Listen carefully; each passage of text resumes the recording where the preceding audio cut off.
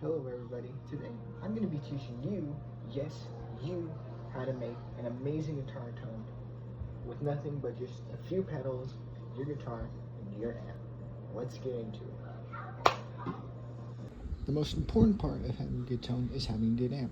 Even if you have a $1,000 guitar, it still won't sound good if you have a bad amp. The first thing you're probably going to see besides volume is the gain controls. Gain distorts the signal and makes that signature sound you hear in most rock songs. These two right here are the pre and post gain. If you put too much gain, it will sound like going through a cheese grater.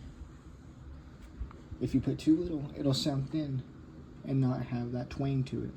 The next thing you'll see is the bass, the mid, and the treble. Having too much bass will make it sound muffled, and it won't sound good at all. It will make it sound like you were stuck in a cardboard box. Then you have the mids. The mids balances out with the treble and the bass. Having too much mids, or as that's called, scooping the mids, will make it sound horrible because it'll lose all of the bass and treble and it will not sound good at all. Lastly, we have the treble, which is the higher frequency. Having too little treble will make it sound like you're trapped in a cardboard box, and having too little will make it sound thin and raspy, and you don't want that. The other part of having a good tone is having pedals set up properly. The two pedals I'm using here are just a basic distortion pedal and a basic flanger pedal. Always remember, distortion goes before flanger in the signal chain, and with the guitar going right into the distortion and the flanger going right into the amplifier. Now, having too much gain will make it sound not very good at all. It'll sound like trash. It'll sound like it's going through a cheese grater, and you do not want that. It'll also give you a lot of feedback. While feedback can be used in creative ways to start off songs or end songs, it is not a very good to have if you're playing, and while playing, you're hearing the feedback come through. Also, note that these basically act as the same things as an amp. Having too much will make it too muffled and once again make you sound like you're trapped in a room or trapped in a cardboard box.